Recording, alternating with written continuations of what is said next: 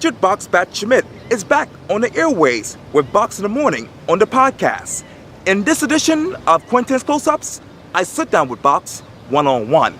And be sure to download the free Quintin's Close-Ups app in your Apple or Google Play stores. Box, it is so good to see you again. Always a pleasure, Quintin. How are you doing? Doing great here, man.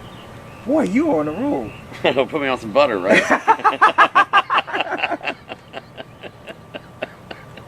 That's the way we're getting things done around here. Right. It's always a pleasure to see you, and thanks for having me a part of Quintin's Close-Ups. Oh, anytime. Well, you just tweeted this out just recently. You said this, 1 weekend, we're on to something. Hashtag post-radio. Yeah. What is life for you post-radio with the podcast? Well, I have talked to some entrepreneurs and some people who have started on their own in whatever field they're interested in, and this is the living, breathing process. And throwing it out there and realizing it's not going to be perfect right away is not a detriment. It's more of part of what makes this so exciting. If that makes sense. There's always something you can make better, something you can improve or twist or whatever. So that's the exciting part, is figuring out the best way to get that message out to the people who like to listen to the radio show and just grow. What is your message to the listeners right now about Box in the Morning? Download the Mixlr app and listen to the show. And I have to say this, 1 weekend, I think we are onto something. We've gotten over 100 followers to the actual link for the app, which doesn't sound like a lot, but that's 100 plus people who have had to seek it out hearing the message.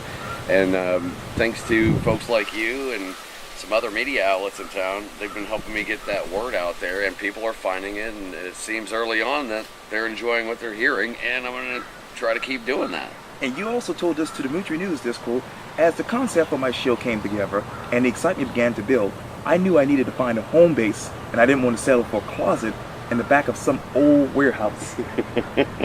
Well, some people were like, hey, where are you going to do the show? From your bedroom? And I said, if that's what it takes. But I think really for me it was about getting up and having a place to go to work.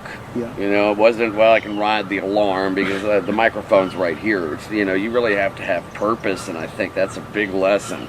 If you have purpose in what you're doing, whatever it is, you want to work hard for it. I'm not expected to have 100,000 listeners out of the gate, but whoever is taking the time to listen to what I'm doing, I'm going to give them the absolute best I have, like I always have, no matter who's listening or where I'm doing the show. Yeah. And I was thinking about this all day long. I know that you've done radio for at least 25 years now. Is the podcast something that you should have been doing a long time ago? No, I think it's the right thing to do at the right time. I can't look back and say, man, I wish I would have done this earlier, because I'm working for myself, and as I say, I'm not paying really well right now. Well, that's part of the fun, though. The fun, though, is I've been working with local business like I said I would do, and we just signed a client this week that wants to run commercials on my show, and they are already getting results from that, because it's exactly what you're supposed to do. Communicate with your audience. Right. They know you're here, they know you're local, they know you care, and they understand that to keep you where you're going, they have to support who supports you in the form of advertising and things like that. And so far, so good. So good. That's good to hear. Yeah, I mean, I've just never been in a more exciting place. It's just this whole, man, I'm going to figure it out, not how am I going to figure it out. It's I will. It's just doing it. Right. And that's so cool. It really is. Cool. Yeah. And if I were to write a newspaper headline about Box in the Morning 2 months from now, what should that headline say? He's still there. That's my hope, man. I want to keep doing this as long as I can keep doing it. And as you've mentioned, I've been in the business for quite a long time, and I love it just as much as I always have. And the funny thing is, and I said it on the show this week, was I remember wanting to be in radio since I was probably 7 years old, with a turntable and a little chalkboard, and I'd write the temperature on it. And if I have to come in to my new studios in Mount Pleasant and kind of have that frame of mind of nobody was listening, but this is what I was trying to figure out. This is what I was trying to practice, and this was my dream even then. I'm still doing it for the right reasons. Wow, so amazing. Yeah. So amazing. Yeah. Well, that's all I have. That's it. Well, let's talk about you. What's up with Quintin's Close-Ups, and how do you find all the guests that you interview? Because you have quite a volume of people that are on this show all the time. It's the grace of God. You know, I just keep up with the news just like everybody else. That's make a lot of phone calls, and they go, "That's Quintin Washington. That's not one of Quintin's people. That's him. We've got to go on the program." Yeah, it's all me. Well, okay, let me try to book a guest for Box in the Morning. You should. This week. You should come on the show and sit down with me for an hour one morning. Okay, I can do it. You're on camera. You better just say yes. Yes, I can do it. Yes. He got me. Hey, and that's how I book guests. I just ambush them. Sure. I'm like TMZ. Come on the show, Quintin. Yes. Come on the show. I think it would be fascinating to sit down with you and without the constraints of, oh, you've got 5 or 6 minutes to get your message out. It's like, no, maybe we'll do a half an hour, or maybe we'll do an hour. This was exciting. Yes. I know the interview's over, but this is bonus footage. Yes. Ben Fagan from the Holy City Hooligans. Talked to him for over 2 hours the other morning, and it was fascinating conversation about his music, about how he is, who he is, and his family, and how grounded he was through life, and disciplined, and fascinating things that you get when you get to talk to people and let them stretch out. And it's not just, well, here I am to plug my new book. It's sort of like, well, why do you write books like that? Yeah. Well, because when I think when you get to know people behind the scenes, it lets you in, and you get an idea of who they are, and it's not just some, face for some product. Right. I'm not going to tell you to drink Dr. Pepper if I don't drink Dr. Pepper. And by the way, I have a Dr. Pepper fetish. I go to meetings. That's your coffee. That's what I do, baby. But you just said, you want to learn more about people, who they are beyond products and all that. Yeah. What has the podcast taught you about you? That I better have something to say. And that's never really been a problem. I think it's just something that you have to think about. Okay, now you're here. Now you're inviting people over to your new house.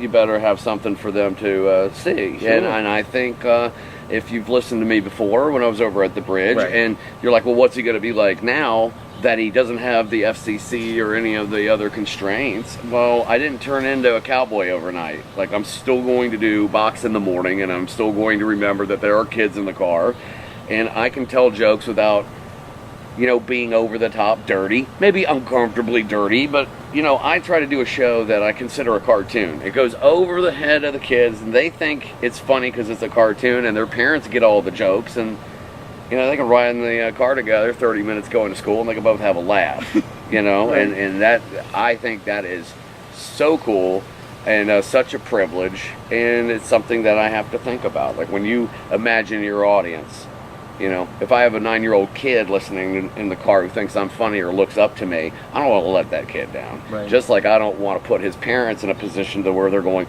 okay, now, Billy, this is what the guy on the radio meant. You know what I mean? Right. I think if you are known for something and you build an audience, right, because you're good at that, but that's who I am. So it's easy. It's not, well, let me now, I'm going to be a really crazy Howard Stern type of DJ.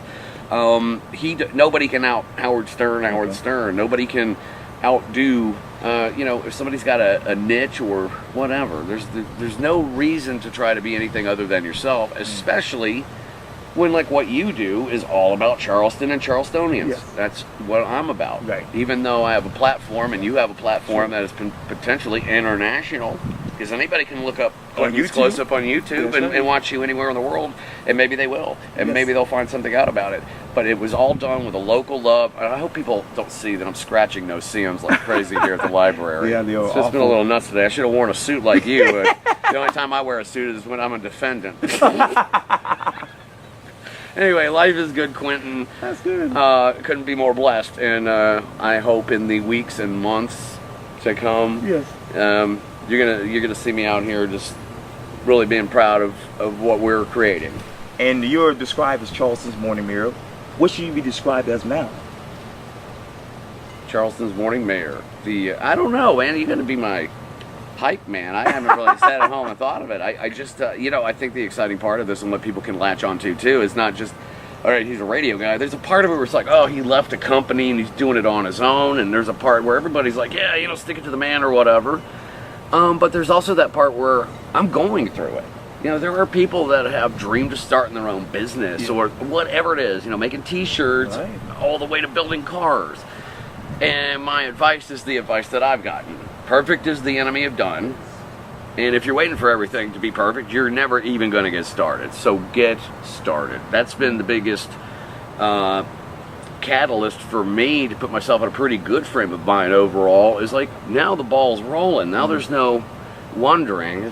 Now it is just going, okay, from point A to point B, which I know we need to get to improve this brand, to improve this show. Right. How do we get there? And then we're going to have to get to a point C. Right. And you're never going to be perfect. You're always going to be better. Right.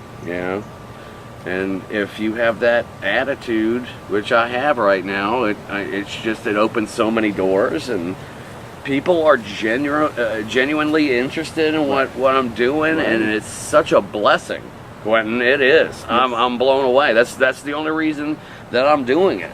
When I left my job, I thought I was just going to go away and nobody would care. And through this whole process, including my first week of shows down, people have just been so amazing. And I know I'm doing the right thing. There's no doubt. I'm just moving forward. It's great. Please keep at it. You got it, man. Alrighty. Richard Box Bachschmidt, thank you so much for your time. I really, really appreciate this. Hey, anytime, my friend. I love you. Thank you. Thank you.